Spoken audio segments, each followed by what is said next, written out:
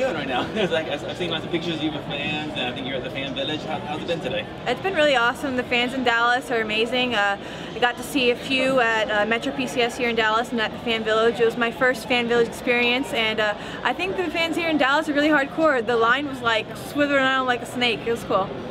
Even outside of that, yesterday or at the Q&A, there was a couple people that came up with Tecia Torres shirts. I don't know if you heard about it or saw it, but how good is it feeling? Can you speak on maybe how you've seen the popularity grow, and now you're even seeing men walking around sporting your shirt? That's got to feel pretty good.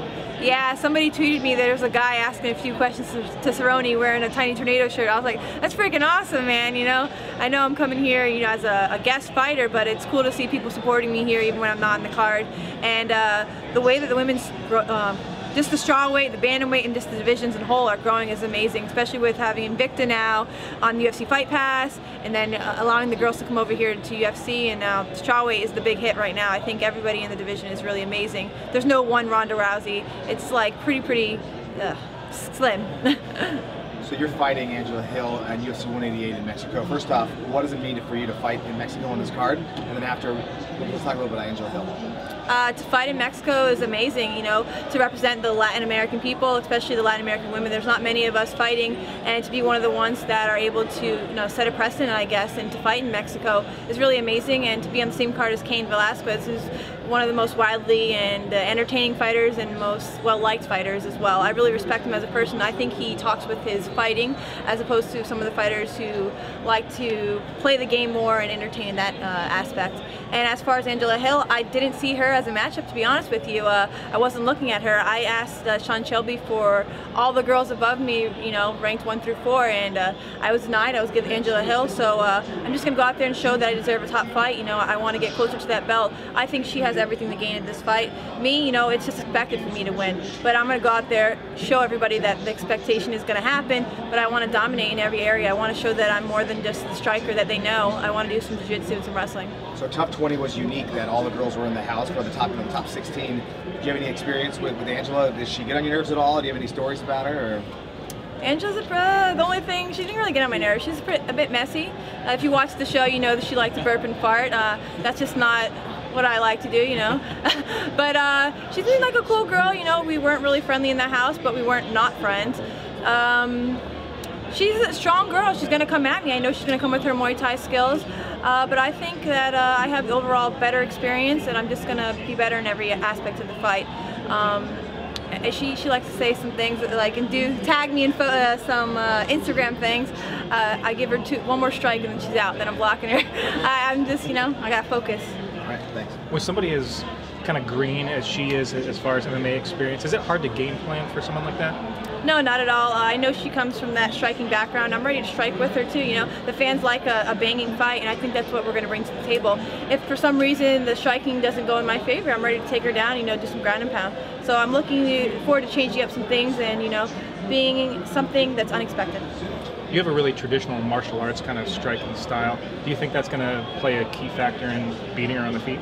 Yeah, I think she has a more traditional Muay Thai, you know, that slower pace, hands up, 1-2. I'm in and out like a boxer. I really am the Tiny Tornado, you know, I'm really quick, and I think that's going to play a big difference in her fight. I don't think she's fought anybody like me.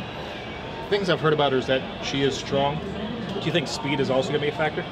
I think she's pretty fast too, but I think I'll just be the faster one, being able to get in and out and more agile, but she is very athletic. I do remember being one of the stronger girls in the house when we would wrestle. And what do you think a win over her, I mean, she's not ranked, so what do you think a win over her, really, where does that put you? I think it'll keep me at my spot, number 5, and I think the next person after her, I'd be deserving of a top 5 opponent, and then if I beat them, I think I'd be deserving of a title shot. So 2 more wins, I think I should be able to deserve that title shot.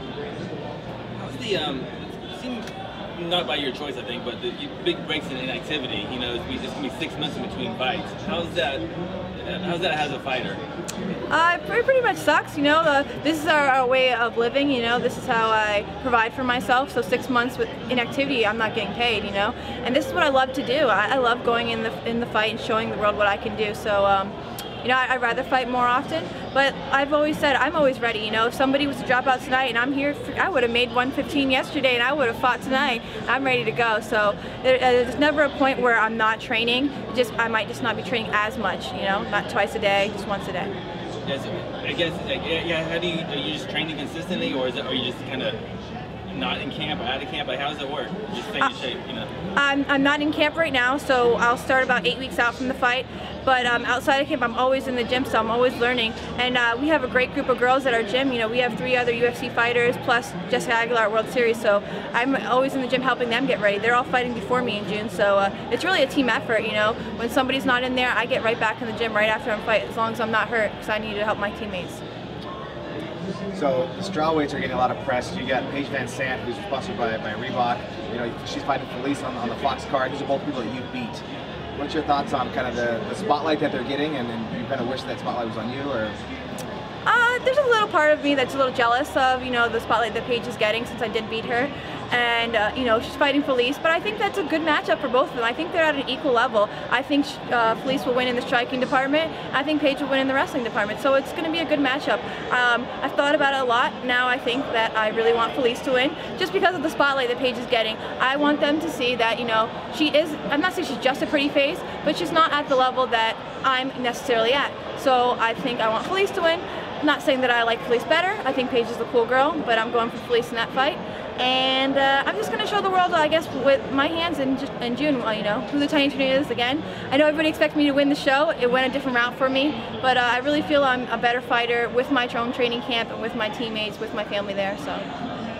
How much is not having your camp with you? Because I know you're someone you're very close to your family, your camp, your friends, and I'm sure that really affects how you fight. How much do you think it affected your, some of your, I guess, losses in the Tough House? Yeah, it's really different, especially the first fight. I was really frustrated. Melendez's camp is more of a wrestling-based camp. I'm a striking camp, so that's why when I went to Team Pettis, I felt better. They were more my style. And then when I was fighting my first fight, Randa, I didn't really understand the coach. He's a Thai coach. I wasn't used to his voice. The whole time, honestly, I just heard Team Pettis' coach, she's coming with the side kick, she's coming with the side kick. So that really threw me off in the fight. It was a tough fight, a tough loss. You know, it was my first one. But I knew coming into the show the wrestling would be my downfall if there was any. So it just motivated me more to get back in the gym and practice that every day. So that's what I've been practicing a lot.